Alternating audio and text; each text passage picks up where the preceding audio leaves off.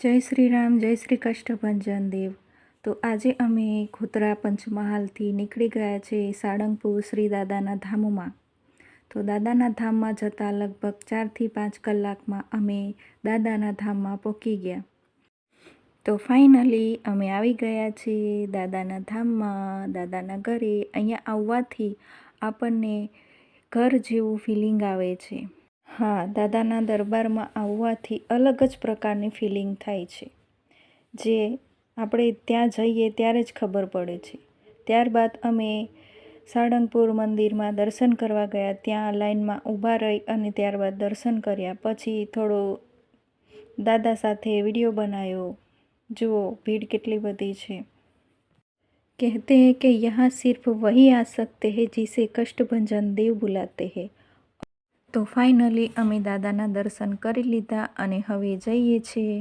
ત્યારબાદ અમે શ્રી કષ્ટભંજન દેવને તેલ ચડાવ્યું. કહેવાય છે કે અહીંયા 10 રૂપિયાની નોટ, 20ની નોટ, 50ની નોટ તથા 100ની નોટ દ્વારા દાદાને આ રીતે તેલ ચડાવવામાં આવે છે. જો જે તમને દેખાઈ રહ્યું હશે.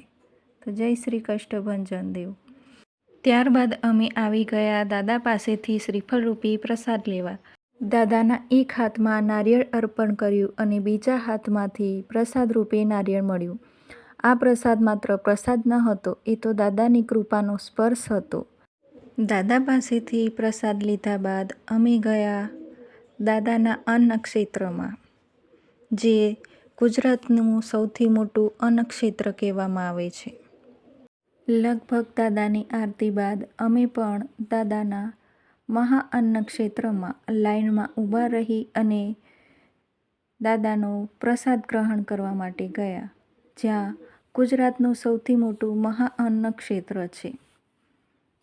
લાઈનમાં ઊભા રહ્યા બાદ અમે દાદાનો સ્વાદિષ્ટ ભોજનરૂપી પ્રસાદ લીધો અને પ્રસાદ લીધા બાદ અમે થોડીવાર ત્યાં બેઠા, જે કંઈક આ પ્રકારનું દેખાઈ રહ્યું છે.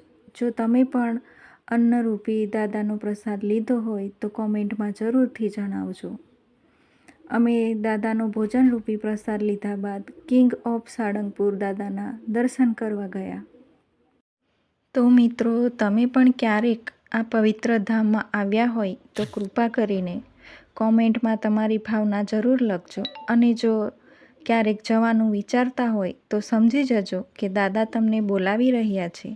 તો કોમેન્ટમાં જય શ્રી રામ લખવાનું ભૂલતા નહીં. જય શ્રી રામ, જય શ્રી કષ્ટભંજન દેવ. આવી જ ભાવસભર આધ્યાત્મિક યાત્રાઓ સાથે ફરી મળીશું. ત્યાં સુધી જય શ્રી રામ.